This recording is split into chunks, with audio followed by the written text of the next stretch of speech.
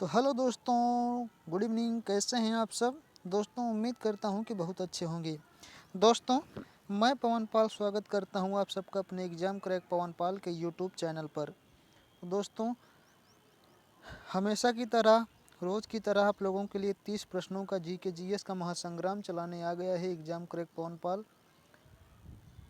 का ये YouTube channel. दोस्तों, इस चैनल पर हम रोज़ 30 प्रश्नों का जीके जीएस का महासंग्राम चला रहे हैं आप लोगों के लिए। और ये 30 प्रश्न दोस्तों एग्ज़ाम ओरिएंटेड क्वेश्चन है। ठीक है दोस्तों, इन प्रश्नों को आप पढ़िए, आपको निश्चित ही हेल्प मिलेगी कोई भी एग्ज़ाम हो। ठीक है, चाहे एसएससी हो, चाहे रेलवे हो, चाहे group D, NTPC, CBT 2, SSC हो, लेखपाल हो, बैंकिंग हो, कोई भी हो दोस्तों। ठीक है, जीके जीएस की ये प्रश्न जो है हर एग्ज़ाम में आते हैं और आए हुए क्वेश्चन है। ठीक है दोस्तों, तो आप लोगों का ज़्यादा समय ना लेते हुए मैं आज के प्रश्नों पर चलते हैं।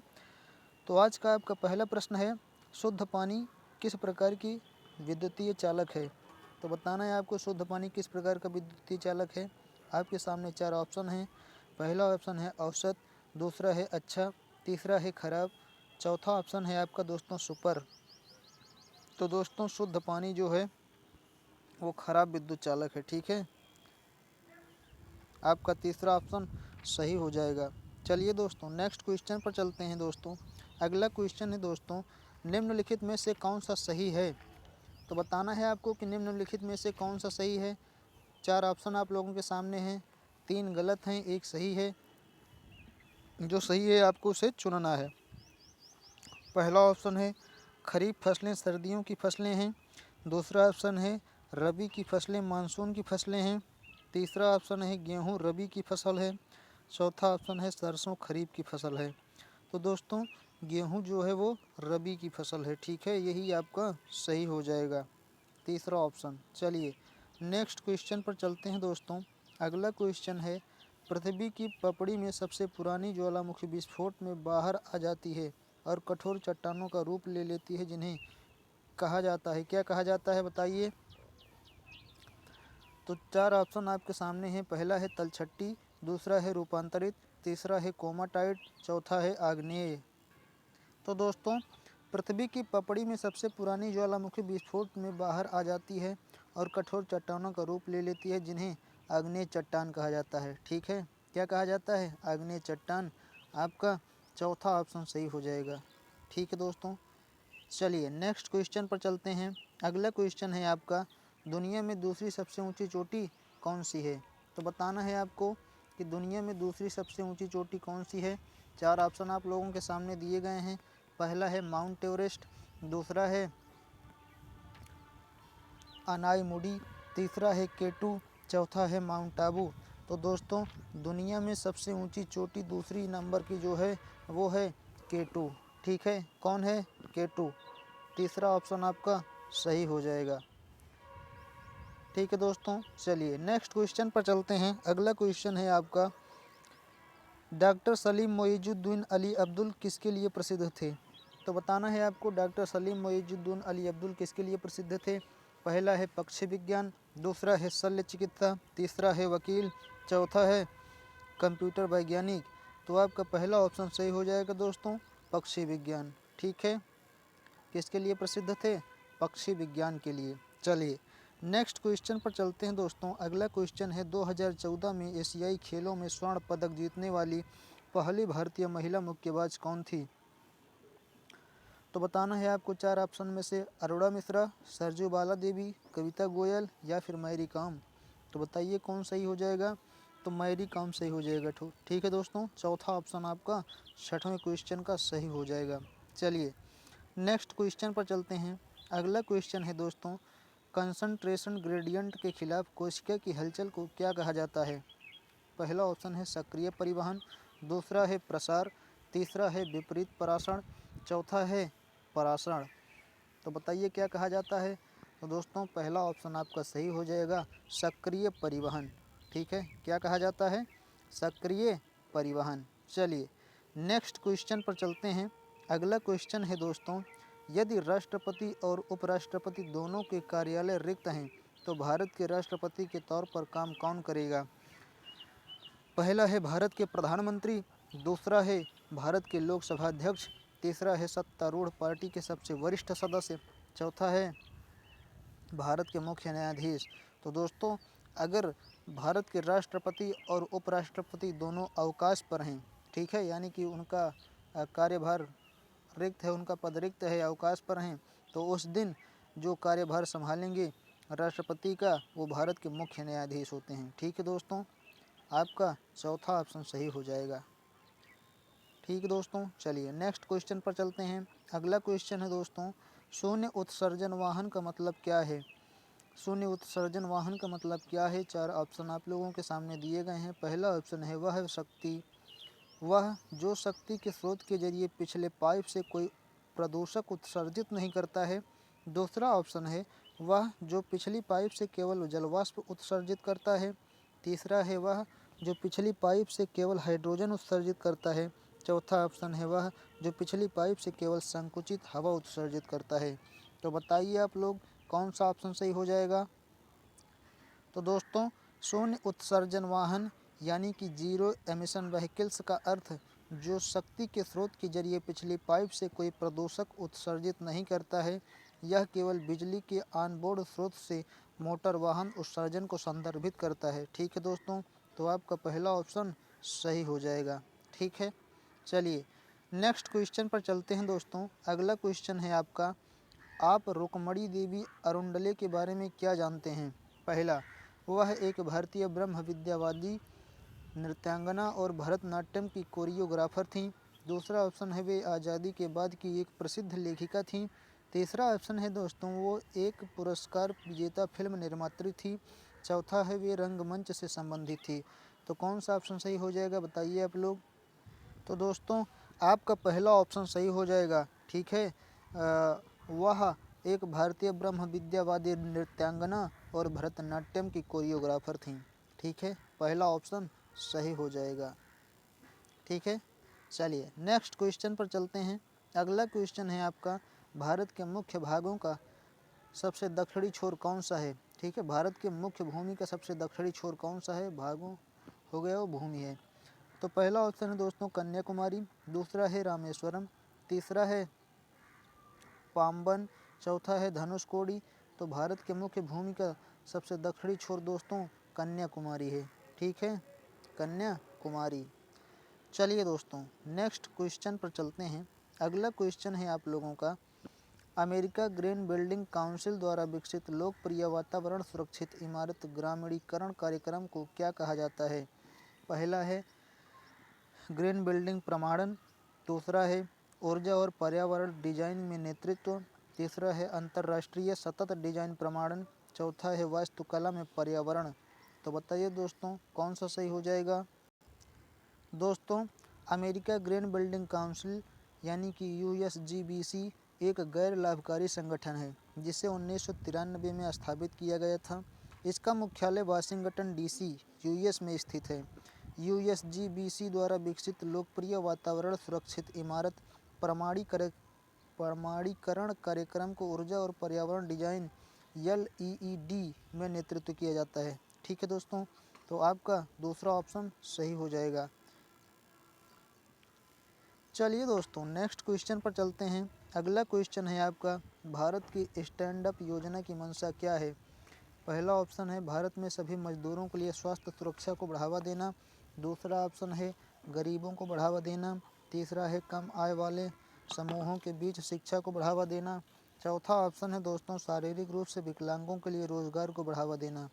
दोस्तों भारत की स्टैंड अप योजना की मंशा गरीबों को बढ़ावा देना है। ठीक है दोस्तों, दूसरा ऑप्शन आपका सही हो जाएगा। चलिए दोस्तों नेक्स्ट क्वेश्चन पर चलते हैं दोस्तों। अगला क्वेश्चन है आपका, WWF विश्व वन्य जीवन कोष के प्रतीक में निम्नलिखित में से कौन जानवर है? चार ऑप्शन आप लोगों के सामने हैं। पहला है हाथी, दूसरा है सिंह, तीसरा है पांडा, चौथा है भेड़िया। तो बताइए आप लोग कौन से ऑप्शन हो जाएगा सही? तो दोस्तों आपका तीसरा ऑप्शन सही हो जाएगा, पांडा। ठीक है, WWF के प्रतीक में निम्नलिखित में कौन सा जानवर है? तो पांडा है। ठीक है, जो WWF का प्रतीक है। चलिए नेक्स्ट क्वेश्चन पर चलते हैं। अगला क्वेश्चन है अद्वितीय प्रयोगात्मक शहर ऑरोविले कहाँ स्थित है। चार ऑप्शन आप लोगों के सामने है। पहला है सिक्किम, दूसरा है मणिपुर, तीसरा है पुडुचेरी, चौथा है नागालैंड। तो अद्वितीय प्रयोगात्मक शहर ऑरोविले पुडुचेरी में स्थित है। ठीक है, कहाँ स्थित है? पुडुचेरी में। ठीक है दोस्तों ये प्रश्न हर कंपटीशन में एग्ज़ाम ओरिएंटेड क्वेश्चन है जो आते हैं। और दोस्तों अगर ये प्रश्न आपको समझ में आ रहे हैं, अच्छे लग रहे हैं, तो हमारे इस चैनल को लाइक, शेयर और सब्सक्राइब जरूर करिए दोस्तों। ठीक है, चलिए नेक्स्ट क्वेश्चन पर चलते हैं। अगला क्वेश्चन है भारतीय संविधान में पहला संशोधन कब किया गया था। तो आपको बताना है भारतीय संविधान में पहला संशोधन कब किया गया था। चार ऑप्शन आप लोगों के सामने है 1951, 1953, 1955 और 1957। तो दोस्तों भारतीय संविधान में पहला संशोधन 1951 में किया गया था। ठीक है, कब किया गया था? 1951 में। चलिए दोस्तों नेक्स्ट क्वेश्चन पर चलते हैं। दोस्तों अगला क्वेश्चन है निम्नलिखित में से कौन सी सिंधु नदी की सहायक नदी नहीं है। पहला है व्यास, दूसरा है सतलज, तीसरा है चंबल, चौथा है रावी। तो सिंधु नदी की जो सहायक नदी नहीं है वो है चंबल नदी। ठीक है, तीसरा ऑप्शन आपका सही हो जाएगा। चलिए नेक्स्ट क्वेश्चन पर चलते हैं। अगला क्वेश्चन है भारत की राष्ट्रीय प्रतिज्ञा के रचयिता डॉट डॉट डॉट डॉट थे। तो बताना है आपको कि भारत की राष्ट्रीय प्रतिज्ञा के रचयिता कौन थे। पहला है रविंद्रनाथ टैगोर, दूसरा है बंकिम चंद्र चटर्जी, तीसरा है पिडिमारी वेंकट सुब्बाराव, चौथा है पिंगली वेंकैया। तो बताना है आपको कौन थे। तो दोस्तों आपका तीसरा ऑप्शन सही हो जाएगा, पिडिमारी वेंकट सुब्बाराव। ठीक है, भारत की राष्ट्रीय प्रतिज्ञा के रचयिता पिडिमारी वेंकट सुब्बाराव थे दोस्तों। चलिए दोस्तों नेक्स्ट क्वेश्चन पर चलते हैं। अगला क्वेश्चन है आप लोगों का निम्नलिखित रेलगाड़ियों में से कौन सी भारत में सबसे लंबे रेल मार्ग पर चलती है। पहला है हिमसार एक्सप्रेस, दूसरा है नवयुग एक्सप्रेस, तीसरा है विवेक एक्सप्रेस, चौथा है जम्मू एक्सप्रेस। तो दोस्तों भारत में जो सबसे लंबी दूरी तय करने वाली रेलगाड़ी है वो है विवेक एक्सप्रेस दोस्तों। ठीक है, विवेक एक्सप्रेस है ये असम के डिब्रूगढ़ से कन्याकुमारी तक जाती है। ठीक है दोस्तों, चलिए नेक्स्ट क्वेश्चन पर चलते हैं। अगला क्वेश्चन है किस रासायनिक अभिक्रिया में भिन्न यौगिक बनाने के लिए दो यौगिकों के बीच बॉन्ड या आयनों का विनिमय होता है। तो बताइए, चार ऑप्शन आप लोगों के सामने है। पहला ऑप्शन है प्रतिस्थापन अभिक्रिया, दूसरा ऑप्शन है दोहरी विस्थापन अभिक्रिया, तीसरा ऑप्शन है तीसरा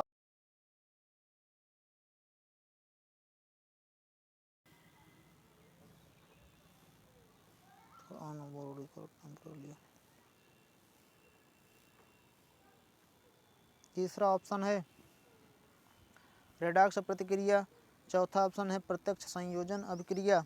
तो बताइए दोस्तों कौन सा ऑप्शन सही हो जाएगा आपका। तो दोस्तों आपका दूसरा ऑप्शन सही हो जाएगा, दोहरी विस्थापन अभिक्रिया। ठीक है दोस्तों, कौन सा ऑप्शन सही हो जाएगा, दोहरी विस्थापन अभिक्रिया। दोस्तों दोहरी विस्थापन अभिक्रिया एक रासायनिक अभिक्रिया है जिसमें दो भिन्न यौगिक बनाने के लिए दो यौगिकों के बीच बॉन्ड या आयनों का विनिमय होता है। इस क्रिया में अलग अलग यौगिकों के ऋणायन और धनायन दो बिल्कुल भिन्न यौगिकों का निर्माण करते हुए आपस में स्थानों की अदला बदली करते हैं। ठीक है दोस्तों, चलिए नेक्स्ट क्वेश्चन पर चलते हैं। अगला क्वेश्चन है दोस्तों पर्सी स्पेंसर द्वारा अधिकृत प्रथम व्यावसायिक रूप से उपलब्ध आधुनिक माइक्रोवेव ओवन को क्या कहा जाता है। चार ऑप्शन आप लोगों के सामने दिए गए हैं। पहला ऑप्शन है रेड ऑरेंज, दूसरा ऑप्शन है रेथियन, तीसरा ऑप्शन है तप्पन, चौथा है आमना। तो बताइए क्या कहा जाता है दोस्तों। तो दोस्तों आपका पहला ऑप्शन सही हो जाएगा। ठीक है, क्या कहा जाता है, राडा रेंज। ठीक, 21वें प्रश्न का पहला ऑप्शन। चलिए नेक्स्ट क्वेश्चन पर चलते हैं। अगला क्वेश्चन है आपका नौटंकी किस राज्य का एक लोक नृत्य है। तो बताइए नौटंकी किस राज्य का एक लोक नृत्य है। चार ऑप्शन आप लोगों के सामने है। पहला है हरियाणा, दूसरा है केरल, तीसरा है राजस्थान, चौथा है मध्य प्रदेश। तो नौटंकी जो है दोस्तों वो राजस्थान का प्रसिद्ध खेल है। ठीक है, वो राजस्थान का प्रसिद्ध लोक नृत्य है। चलिए नेक्स्ट क्वेश्चन पर चलते हैं। अगला क्वेश्चन है टाटा मोटर्स ने मूल रूप से जीका नाम की कार का नाम बदलकर क्या रखा है? पहला है कूगा, दूसरा है नेक्सान, तीसरा है टियांगो, चौथा है हेक्सा। तो दोस्तों आपका तीसरा ऑप्शन सही हो जाएगा, टियागो। ठीक है दोस्तों हमारे आंसर देने के पहले आप लोग भी अपने मन में सोचा कीजिए, इससे क्या होगा, अगर आपको नहीं आएगा तो वो प्रश्न आपके दिमाग में और तेज़ी से बैठता है। ठीक है, चलिए नेक्स्ट क्वेश्चन पर चलते हैं। अगला क्वेश्चन है आप लोगों के सामने, नई दिल्ली स्थित जंतर मंतर जिसमें वास्तु संबंधी खगोल विज्ञान उपकरण मौजूद है को किसके द्वारा बनाया गया था? पहला ऑप्शन है महाराजा जयसिंह द्वितीय, दूसरा ऑप्शन है मोहम्मद शाह, तीसरा है महाराजा बिशन सिंह, चौथा है बहादुर शाह। तो बताइए कौन सा ऑप्शन आपका सही हो जाएगा? दोस्तों महाराजा जय सिंह द्वितीय ने दिल्ली स्थित जंतर मंतर जिसमें वास्तु संबंधी खगोल विज्ञान उपकरण मौजूद है का निर्माण करवाया था। इन्होंने सन 1727 ईस्वी में सवाई जयनगर जयपुर नामक नगर बसाया था। ठीक है दोस्तों, तो कौन सा ऑप्शन आपका सही हो जाएगा? महाराजा जय सिंह, पहला ऑप्शन आपका सही हो जाएगा। चलिए नेक्स्ट क्वेश्चन पर चलते हैं दोस्तों। अगला प्रश्न है, किसे वर्ष 2015 के लिए टाइम मैगजीन द्वारा पर्सन ऑफ द ईयर के रूप में नामित किया गया था? चार ऑप्शन आप लोगों के सामने है। पहला है सुंदर पिचाई, दूसरा है नरेंद्र मोदी, तीसरा है एंजेला मार्केल, चौथा है ट्रंप डोनाल्ड। तो बताइए किसे 2015 के लिए टाइम मैगजीन द्वारा पर्सन ऑफ द ईयर घोषित किया गया था? तो दोस्तों आपका तीसरा ऑप्शन सही हो जाएगा, एंजेला मर्केल। ठीक है, किसे नियुक्त किया गया था? एंजेला मर्केल को। चलिए दोस्तों नेक्स्ट क्वेश्चन पर चलते हैं। अगला क्वेश्चन है आपका, निम्नलिखित में से कौन सा भारत का पहला सुपर कंप्यूटर है? पहला ऑप्शन है परम 8000, दूसरा है विक्रम 100, तीसरा है ईका, चौथा ऑप्शन है आपका दोस्तों अनुपम। तो दोस्तों भारत का जो पहला सुपर कंप्यूटर है वो है परम 8000। ठीक है, परम 8000। दोस्तों भारत का प्रथम सुपर कंप्यूटर परम 8000 था। परम श्रृंखला का सबसे नवीनतम सुपर कंप्यूटर का नाम परम ईशानी है। इसमें इनमोस T800 ट्रांसप्यूट का प्रयोग किया गया था। यह सुपर कंप्यूटर 1991 में अस्तित्व में आया था। ठीक है दोस्तों, इस क्वेश्चन से हमें इतनी जानकारी मिलती है। चलिए नेक्स्ट क्वेश्चन पर चलते हैं। अगला क्वेश्चन है आपका, निम्न में से जो अलग या विषम हो उसे चुनें। पहला है आर्गन, दूसरा है नियान, तीसरा है जेनान, चौथा है हाइड्रोजन। तो दोस्तों आपका चौथा ऑप्शन सही हो जाएगा, हाइड्रोजन। ठीक है, हाइड्रोजन जो है वो इनमें से अलग है। चलिए दोस्तों नेक्स्ट क्वेश्चन पर चलते हैं। अगला क्वेश्चन है, पोलो के पारंपरिक खेल में प्रत्येक टीम में कितने खिलाड़ी होते हैं? पहला है 4, दूसरा है 5, तीसरा है 6, चौथा है 11। तो बताइए पोलो में कितने खिलाड़ी होते हैं प्रत्येक टीम में? तो दोस्तों पोलो के प्रत्येक टीम में 4 खिलाड़ी होते हैं। ठीक है, 4, पहला ऑप्शन आपका सही हो जाएगा। ठीक है दोस्तों, चलिए नेक्स्ट क्वेश्चन पर चलते हैं। अगला क्वेश्चन है दोस्तों, निम्नलिखित में से कौन व्यक्ति एंड्रॉयड इंक का संस्थापक नहीं है? पहला है निक सीयर्स, दूसरा है एंडी रूबिन, तीसरा ऑप्शन है मार्क शटलवर्थ, चौथा ऑप्शन है रिच माइनर। तो बताइए कौन सा सही हो जाएगा? तीसरा ऑप्शन आपका दोस्तों सही हो जाएगा, मार्क शटलवर्थ जो है वो एंड्रॉयड इंक के संस्थापक नहीं थे। चलिए नेक्स्ट क्वेश्चन पर चलते हैं। अगला क्वेश्चन है आप लोगों के सामने, निम्नलिखित कागजों में से किसे पुनर्चक्रण नहीं किया जा सकता है? पहला है समाचार पत्र, दूसरा है नोटबुक कागज, तीसरा है गत्ता, चौथा है मोम युक्त कागज। तो दोस्तों ये नोट युक्त नहीं, नोटबुक कागज। तो आपका चौथा ऑप्शन दोस्तों सही हो जाएगा, मोम युक्त कागज। ठीक है, इसका हम पुनर्चक्रण नहीं कर सकते हैं। ठीक है दोस्तों, तो ये रहे हमारे आज के 30 प्रश्न। कैसे लगे आपको ज़रूर बताइएगा कमेंट करके। वीडियो अगर अच्छा लगा हो तो लाइक करिए, शेयर करिए और सब्सक्राइब भी करिए। नीचे रेड कलर का लिखा होगा सब्सक्राइब, उस पर क्लिक करके बगल में बेल आइकन को ऑल पर सेट कर लीजिए दोस्तों। ठीक है दोस्तों, और हमारी वीडियो को प्लीज़ लाइक करिए, शेयर करिए और सब्सक्राइब करिए। ठीक है दोस्तों, तो मिलेंगे नेक्स्ट वीडियो में और भी इम्पोर्टेंट प्रश्नों के साथ। तब तक के लिए दीजिए इजाज़त। जय हिंद।